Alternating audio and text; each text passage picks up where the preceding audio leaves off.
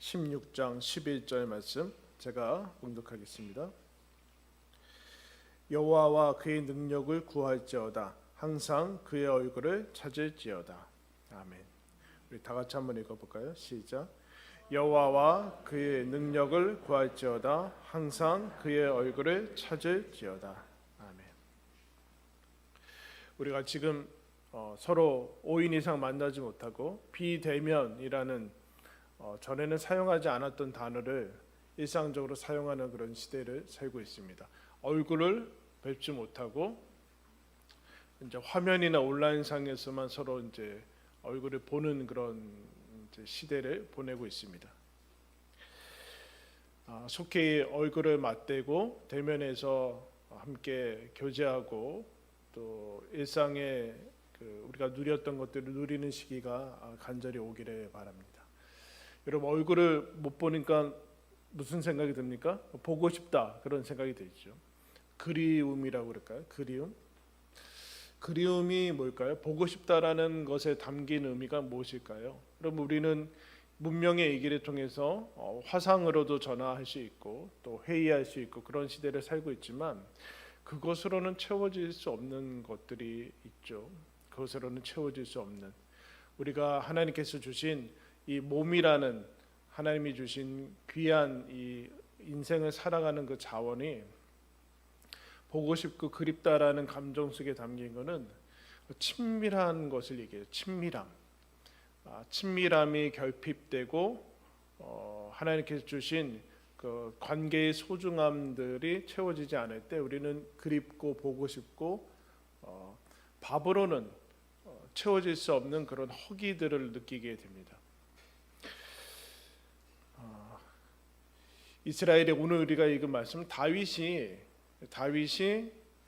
이스라엘에게 하나님이 주신 나무 상자인데 언약궤라고 불려지는 나무 상자를 잃어버렸다가 다시 찾아오는 그런 와중에 하나님께 드리는 그 기도와 감사 중에 한 구절을 저희들이 읽었습니다. 하나님께서 이스라엘을 출애굽시킨 다음에 광야에서 언약궤라는 것을 이름이 언약궤인데 그 나무 상자 안에 만나와 십계명 돌판이 들어가 있고 그 위에 구룹이라고 쓰여져 있는 이제 이름이 붙은 천사의 모양을 하고 하나님이 이스라엘한테 그런 약속을 해줍니다. 내가 너희와 여기에서 만날 것이다.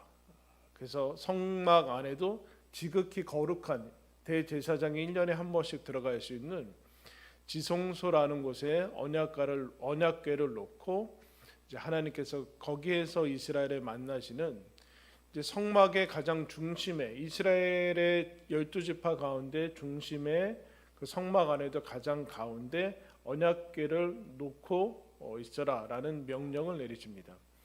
1년 내내는 어두컴컴한 그 휘장 천막 속에 갇혀 있다가 1년의 대제사장이 어린 양의 피를 가지고 들어가서 이스라엘의 죄를 속하고 하나님께서 용서하시고 새롭게 하시는 그 은혜를 경험케 하는데 나무 상자죠. 겉으로 보기에는 나무 상자고 겉에 이제 금칠을 하지만 그것은 하나님이 그 안에 갇혀 있다라는 그 얘기가 아니라 이스라엘이 하나님의 백성이고 하나님이 너희들 안에 거하고 있다는 가시적인 하나의 상징물을 저십니다.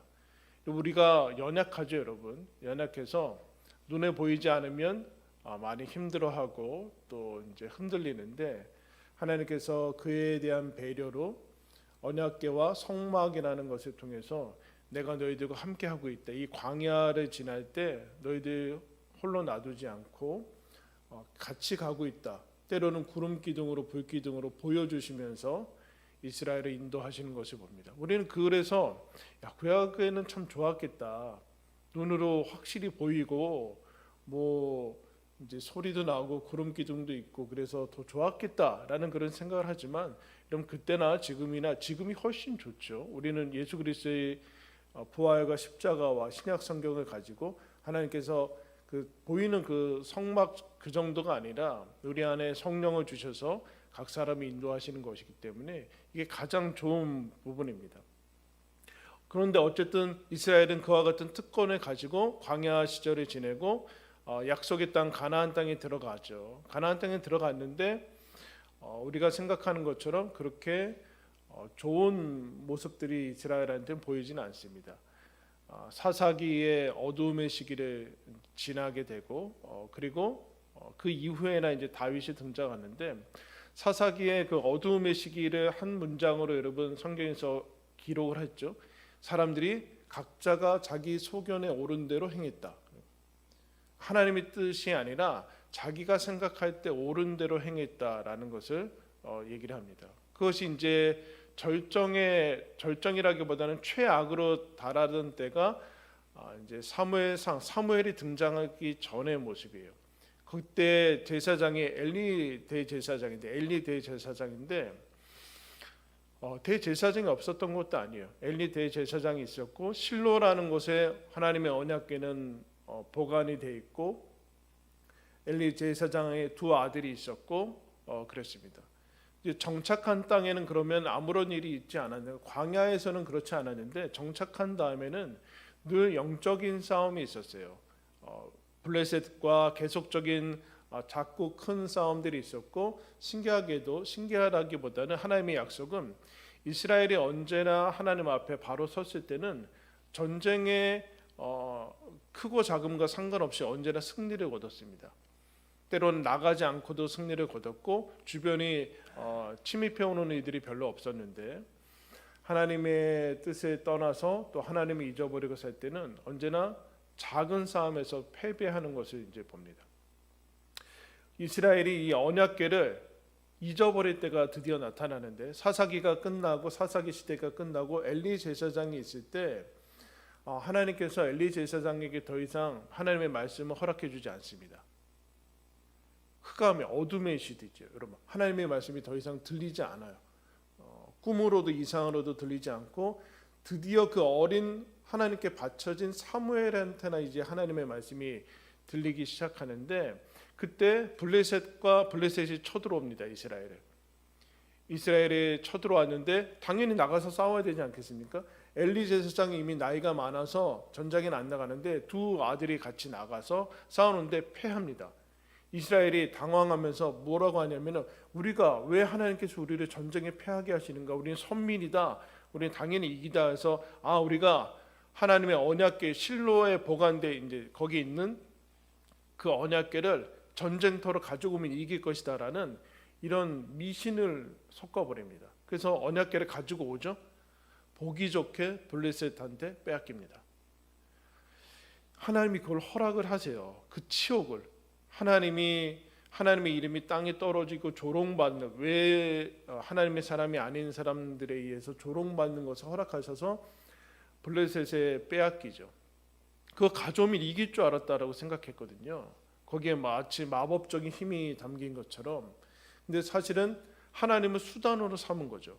이미 이스라엘은 어떤 형편이었는가? 하나님을 외면한 상태였죠. 외면한 상태. 하나님에게서 얼굴을 돌리고 오늘 다윗이 이렇게 얘기하지 않습니까? 하나님의 얼굴을 항상 찾아라.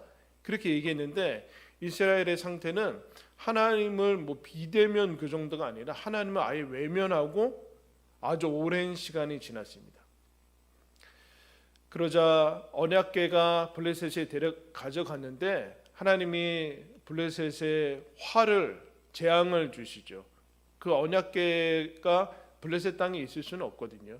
그래서 블레셋이 이거 도로 가져가라. 이거 있다가 우리 다 죽겠다 해서 어쨌든 이스라엘의 신앙적인 것을 통해서가 아니라 하나님 스스로 역사하셔서 블레셋이 그것을 보내버립니다.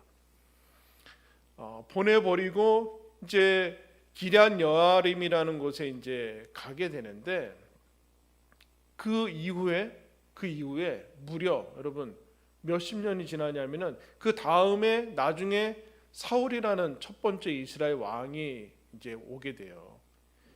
그 사울이라는 왕 세워지기 전에 블레셋과 싸워서 패하고 언약궤 빼앗기고 실로의 자리로 못 오고 기럇 여암이라는 게 가게 되는데 그 이후에 사울이라는 왕이 세워집니다.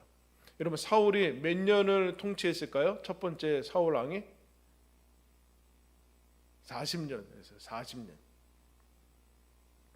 40년 동안 통치하고 다윗도 40년 통치하는데, 그럼 지금 다윗 얘기예요. 그러면 사울은 40년 동안 언약궤를 지금 찾아와 그 원래 자리로 되돌려놨어요? 그렇지 않았어요? 그렇지 않았다는 얘기예요. 이 다윗이 그 수도를 예루살렘으로 정해서 그곳으로 돌아오는데, 사울이 어떻게 40년 동안 어떻게 있는가? 그 언약궤를 방치해 놓습니다. 그럴 수 있는가? 이게 과연 진짜 가장 중요하다고 여겼던 상징적인 하나님의 임재의 상징인 언약궤를 찾아올 생각도 안 하고 방치를 했어요. 그래서 여러분, 그걸 어떻게 표현을 했냐면은, 앞으로 우리 16장인데 13장 가겠습니다. 13장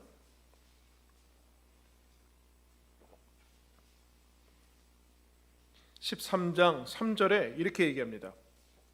13장 3절에 우리가, 이게 다윗 얘기죠. 우리가 우리의 하나님의 궤를 우리에게로 옮겨오자. 사울 때에는 우리가 궤 앞에서 묻지 아니하였느니라. 사울 때에는, 그 다시 돌아가서 무려 40년, 여러분 사울 전에 빼앗겼죠? 그 40년이 훨씬 지났고 다윗이 왕된 다음에, 그러니까 뭐 거의 몇십 년이 지난 거예요. 반세기는 지났어요. 놀랍지 않습니까, 여러분?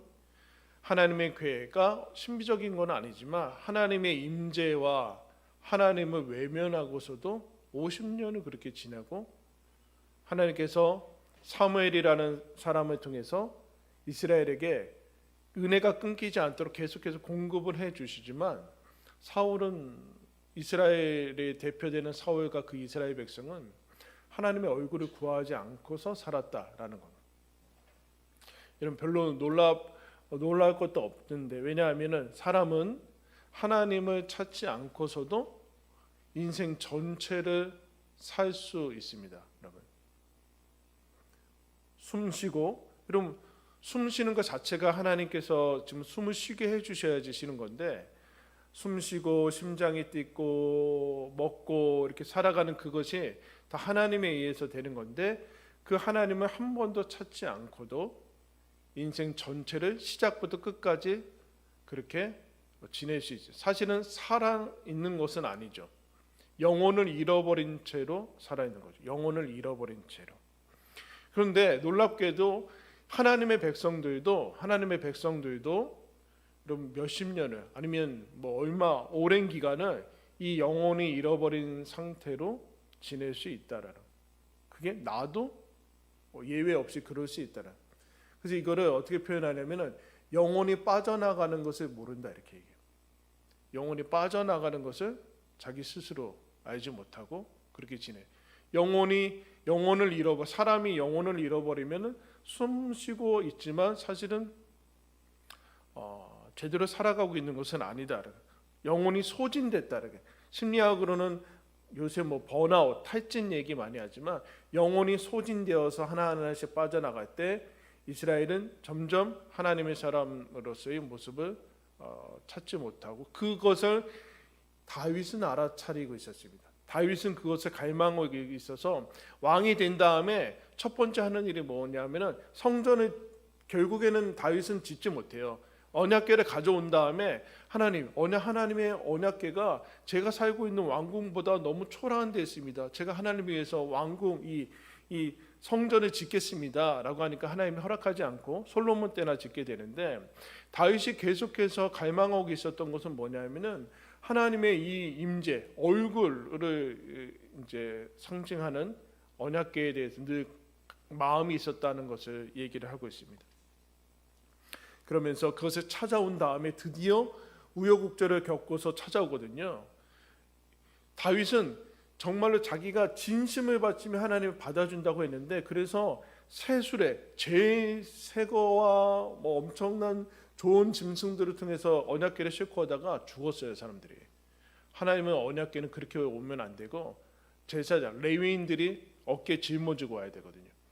근데 새 수레를 싣고서 오다가 다윗이 죽는 거 보고 당황하고 다시 하나님의 뜻을 찾으면서 결국에는 그런 우여곡절을 겪고서 언약궤가 예루살렘으로 온 때 너무 기뻐서 그 앞에서, 여러분, 자기 바지가 내려가는지도 모르고 춤추면서 했던 그 일화가 나오죠. 다윗이 그렇게 춤추면서 오게 되면서 이제 언약궤를 원래의 자리로 돌아오게 하는 중심으로 데리고 오는 것을 봅니다. 그러면서 이런 얘기를 해요.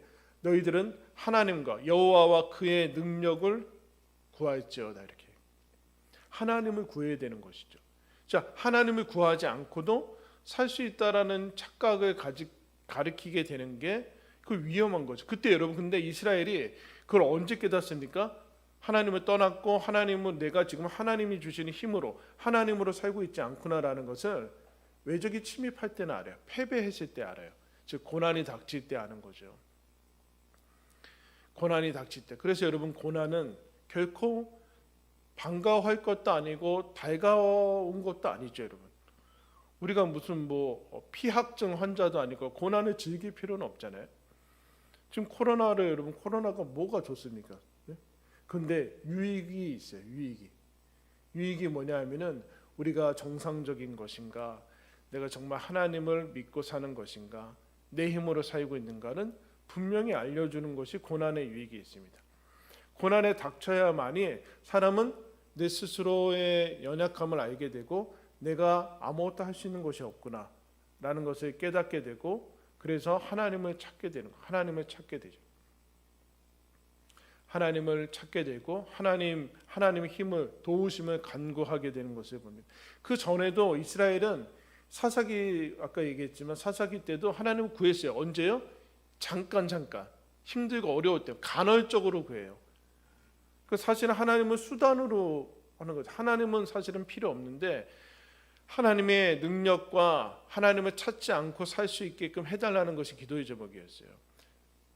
이거 이루어 주셔서 내가 하나님 안 찾고, 사실은 그렇게 얘기하진 않죠.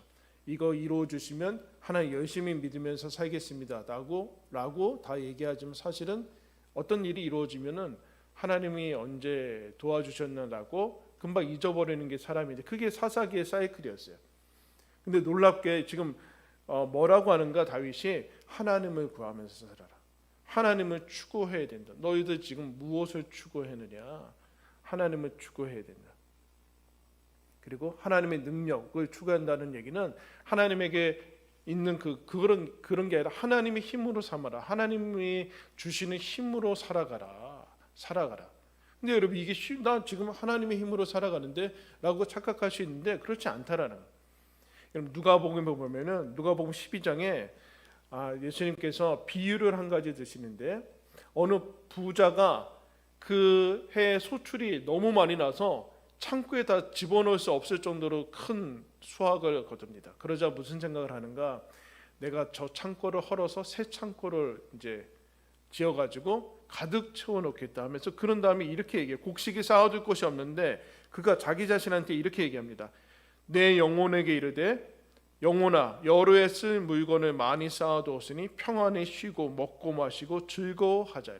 자기가 자기 영혼한테 이제 쌓아둘 곳이 없을 정도로 곡식이 많으니까 평안히 쉬고 즐거워하자. 근데 하나님께서 뭐라고 하는가? 어리석은 자여, 이렇게 해요. 어리석은 자여, 오늘 밤 하나님께서 너희 영혼을 찾으면 너는 그 준비한 것이 누구의 것이 되겠느냐. 그러면서 이런 결론을 내립니다. 자기를 위하여 재물을 쌓아두고 하나님께 대하여 부유하지 못한 자가 이와 같다. 어리석다라는 것이죠.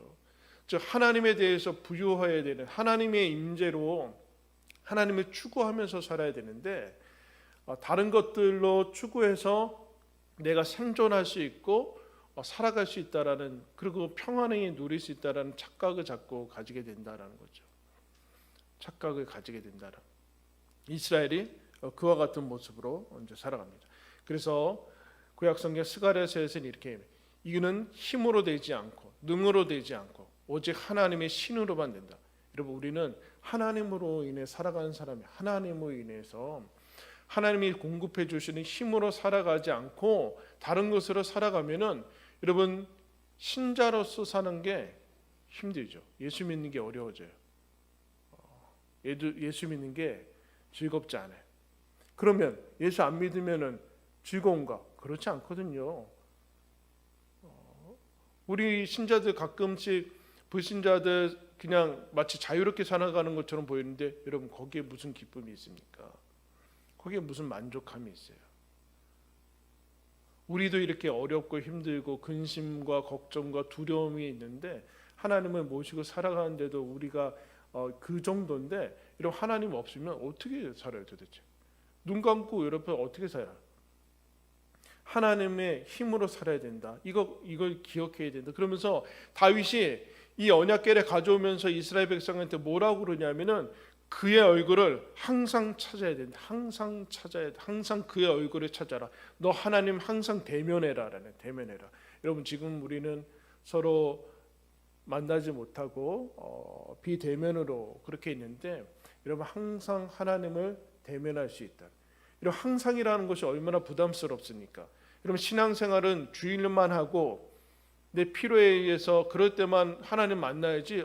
하나님 만나는 게 항상 만나면 얼마나 부담스럽고 그렇습니까? 근데 여러분 오늘 우리가 읽은 시편 역대상의 16장 10절에 이렇게 얘기하자면 10절에 그의 성호를 자랑하라. 여호와를 구하는 자마다 마음이 뭐라 그래요? 즐거울지로다. 우리는 안 그렇잖아요. 하나님 부르고 기도하는 거 될 수 있으면 적게 하는 게 여러분 편한 거고 좋은 거고 홀가분한 거고 그런 거 아니에요. 근데 뭐라고 하는가? 하나님을 구하는 자마다 즐겁고 항상 구할 만큼 그렇게 좋은 것이다. 좋은 것이다. 라고 얘기를 해주고 있어요. 이스라엘이 이거를 놓치는 순간 언약궤 잊어버린 지도 40년 지났는데도 찾을 생각도 안 하고 다른 것들로 채워지고 결국에는 사울은 폐위되고 다윗으로 인해서 하나님이 영광 받으시는 것을 보게 됩니다. 항상 해야 돼. 항상 꾸준히 하나님의 얼굴을 구해야 된다. 그래서 여러분 이게 인생의 목적이고 우리가 지금도 추구해야 되는 거죠. 추구해야 돼. 하나님은 내가 목적으로 추구하고 있는가? 하나님의 임재를 갈망하고 있는가? 하나님의 임재를 갈망하고. 그래서 하나님의 사람들의 생존법은 무엇인가? 하나님의 임재를 꾸준히 갈망하는 거에 사실은 대단히 단순하죠. 이거밖에 없어요. 하나님의 임재를 갈망하고 하나님이 주시는 은혜로 살고 거기에 순종하면서 그렇게 인생을 살아가는 이것을 하나님이 우리에게 주시는 믿음의 삶이다라고 얘기를 하고 있어요. 하나님을 항상 대면해야 된다. 하나님을 추구해야 되고 하나님의 임재를 사모해야 된다. 매일같이 매번 그렇게 해야 된다. 그렇게 얘기해요.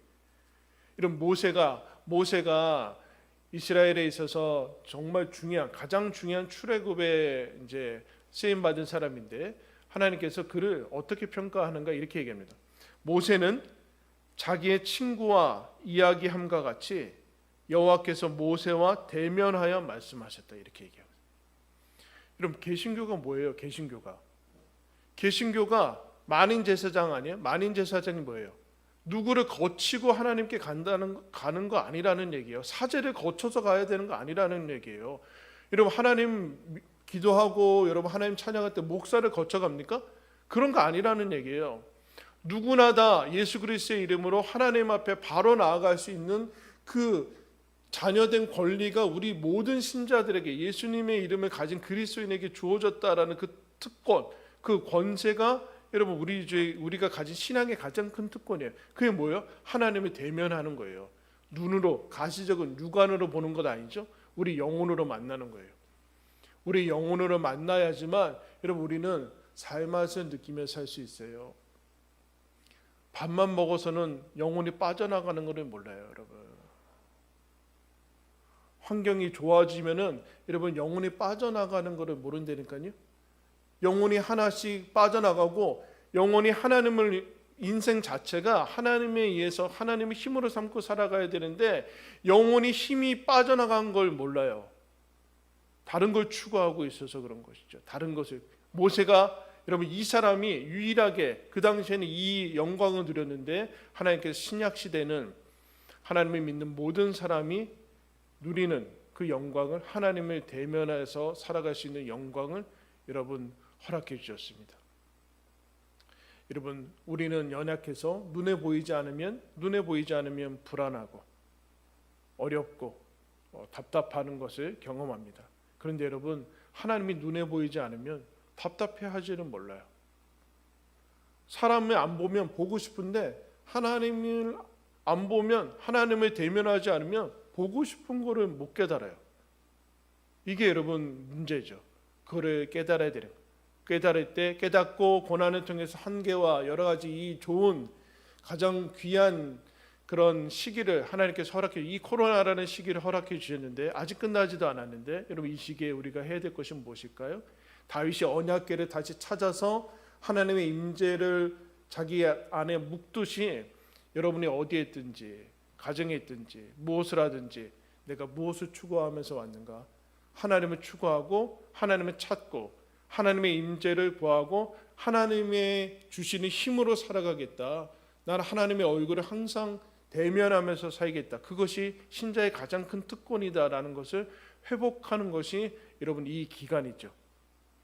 이 인류 역사상 다시 겪지 않기를 바라고 겪기 어려운 그 지금 시기를 겪고 있는데, 여러분 이 시기야말로 우리가 우리 영혼을 가지고 우리 영혼을 하나님 앞에 대면하면서 항상 하나님의 얼굴을 구하면서 살아가는 그 길과 그 꾸준함을 다시금 훈련하며 또 연습할 이 시기만큼 좋은 시기는 없어요.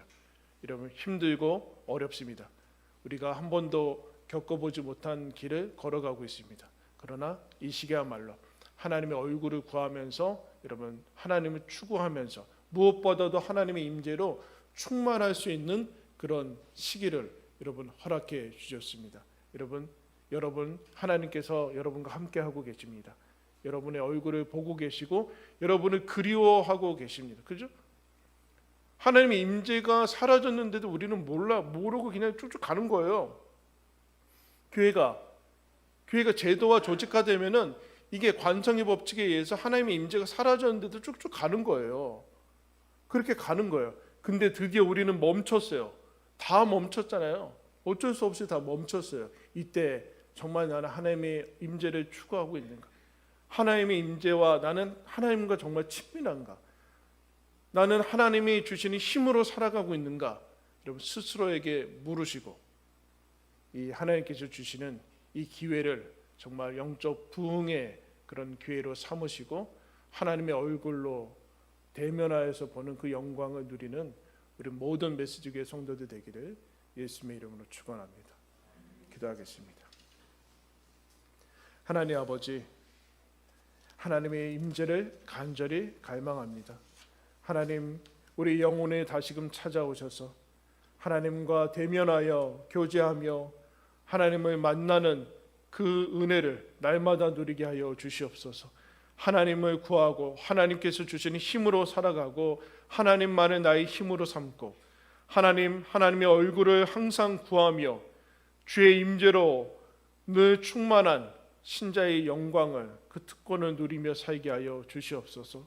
우리 서로 만나지 못해서 하나님 힘들고 어려움에 겪고 있지만 주여 하나님께서 우리를 언제나 바라보고 계시고 하나님 언제나 우리를 만나주시는 하나님 아버지가 지금 나와 함께 있는 거 기억하며 그의 얼굴을, 그의 임재를 추구하며 충만하며 살아가는 저희들, 우리 모든 메시지교회 성도들 되게 하여 주시옵소서. 예수 그리스도의 이름으로 기도드리옵나이다. 아멘.